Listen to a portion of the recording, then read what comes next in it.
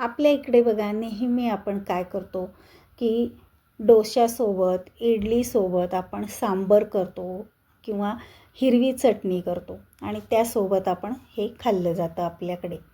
पण south Indian भागामध्ये ही चटणी त्यासोबत जर खाल्ली तर खूप मस्त टेस्टी असा हा डोसा किंवा इडली किंवा आपला साधा जो भात असतो पांढरा त्यासोबत ही चटणी जर आपण घेतली तर अतिशय भन्नाट अशी ही रेसिपी होते आणि अतिशय मस्त अशी चव लागते.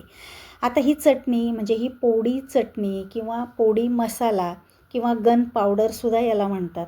हे जर एकदा आपण तयार करून ठेवली तर आपण इडली डोसा उत्तप्पा केला की त्यासोबत साजूक तुपाबरोबर ही सर्व केली तर भन्नाट अशी ही आपली डिश तयार होते. किंवा मग गरमागरम भातासोबतसुद्धा आपण खाऊ शकतो. साऊथ इंडियन बरोबरच आपल्या इकडे सुद्धा आता याला फार आवडीने खाल्लं जातं. चला तर मग हा मसाला कसा करायचा आहे ते बघूयात.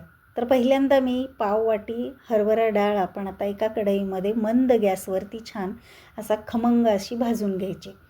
तर जेवढ्या तुम्ही आता ह्या ज्या वस्तू आहेत तर खमंग मंद गॅसवरती जेवढ्या खमंग भाजताल तेवढा ही चटणी ही छान होते.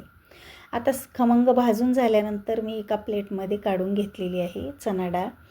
आता काढल्यानंतर त्याच कढईमध्ये आपण अर्धी वाटी उडदाची डाळ घेतलेली आहे आणि पाव वाटी तूर डाळ घेतली. आता हे पहिल्यांदा आता हरभरा डाळ मोठी असल्यामुळे ती वेगळी भाजली होती आपण आणि आता ह्या डाळी ज्या आहेत त्या थोड्याशा बारीक असल्यामुळे त्याबरोबर दोन्ही एकत्र आपण भाजून घ्यायची. तर हलकासा रंग बदलेपर्यंत खमंग अगदी वास सुटेपर्यंत मंद गॅसवरती ह्या डाळी आपण भाजून घ्यायच्या. आता या डाळी आपण वेगळ्या एका प्लेटमध्ये काढून घेतलेल्या आहेत.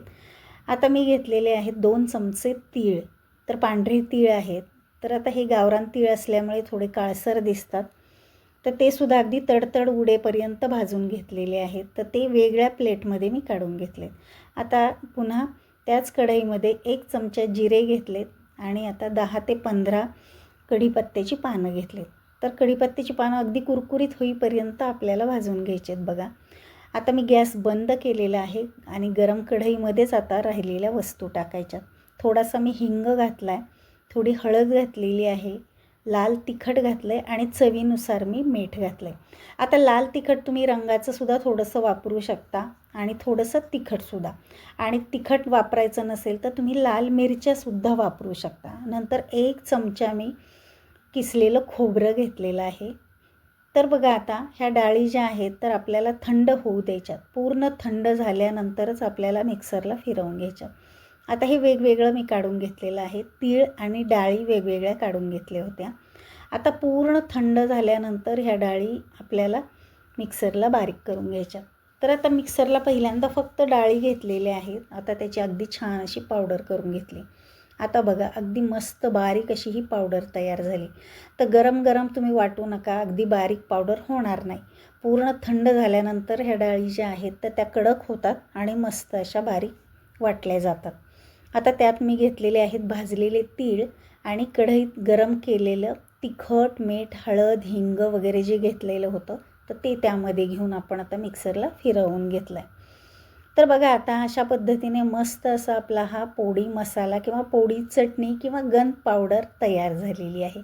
तर अतिशय खमंग वास येतो आहे. आता ही चटणी जर आपण तयार करून ठेवली तर 1-2 महिने अतिशय छान अशी टिकली जाते किंवा छान राहते. आता ही आपण साध्या भाताबरोबर सुद्धा आपण साजूक तुपाबरोबर जर खाल्ली तर खूप मस्त टेस्ट येते. किंवा डोश्यासोबत इडलीसोबत आपण साजूक तूप आणि ही चटणी जर खाल्ली तर अगदी वेगळी चव येते. तर आपल्या इकडे आपण फक्त सांबर आणि चटणी करतो. तर जर आपण ही चटणी करून ठेवली तर मस्त अशी भन्नाट चवीची आपली इडली आणि डोसा उत्तप्पा आपला टेस्टी होतो. तर बघा अशा पद्धतीने ही चटणी आपण तयार केली. तर आता बघा डोसा जर केला तर त्यासोबत ही चटणी कशी सर्व करायची ते बघूया. तर बघा आता डोसा आपण दरवेळेस करतो तसाच मी डोसासुद्धा केलेला आहे. तर आता पीठ टाकलं आहे मी तव्यावरती. त्यावरती आपण साजूक तूप घालायचं आहे. भरपूर असं साजूक तूप घालायचं आहे आणि नंतर छान असा डोसा आपला भाजला गेला की ही बटाट्याची भाजी आपण त्यावरती अगदी पूर्ण पसरून घेऊयात. तर अर्ध्या भागावरती ही बटाट्याची भाजी जी आहे तर ती मी त्यावरती पसरून घेते आणि नंतर त्यावरती आपण हा पोळी मसाला टाकायचा आहे, कोथिंबीर टाकायची. तर आता मी कोथिंबीर टाकते आणि हा पोळी मसाला किंवा गन पावडर किंवा पोळी चटणी तर ही सुद्धा त्यावरती अगदी खमंग लागते, मस्त अशी टेस्ट येते. या पोळी मसाल्यामध्ये तिखट मीठ तुमच्या अंदाजानुसार तुम्ही कमी जास्त करू शकता. तर बघा दिसायला जसं छान असं दिसतंय तशी टेस्टसुद्धा याची खूप छान येते.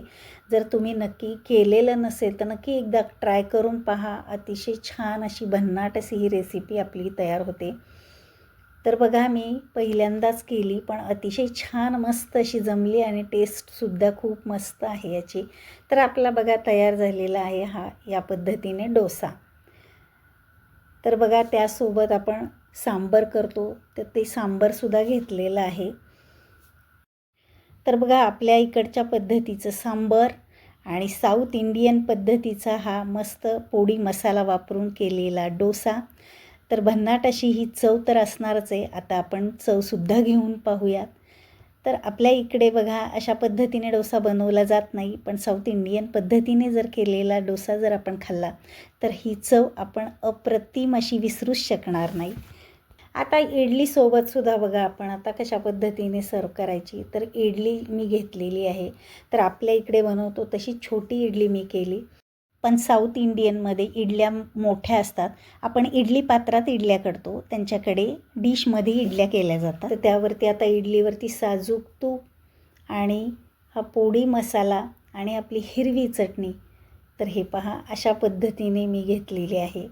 तर बघा आता आपण चमच्याने सुद्धा मी काढून बघते आणि आता याचीसुद्धा आपण टेस्ट बघूयात. तर मऊ लुसलुशीत अशी इडली आणि त्यावरती हा मसाला, साजूक तूप आणि हिरवी चटणी. तर भन्नाट अशी ही सुद्धा रेसिपी आपली तयार झालेली आहे. आता याचीसुद्धा आपण टेस्ट पाहूया. तर मस्त असा हा पोळी मसाला जर तुम्ही तयार करून ठेवला, अगदी खमंग अशी ही चटणी तयार केली तर ही बरेच दिवससुद्धा टिकते. तर तुम्हाला बघा ही रेसिपी कशी वाटली मला कमेंट करून सांगा. आवडली असेल तर आपल्या चॅनलला लाईक करा, शेअर करा आणि सबस्क्राईब करा. चला तर मग भेटूयात अशा छान छान नवनवीन रेसिपींच्या व्हिडिओमध्ये. तोपर्यंत बाय बाय, टेक केअर.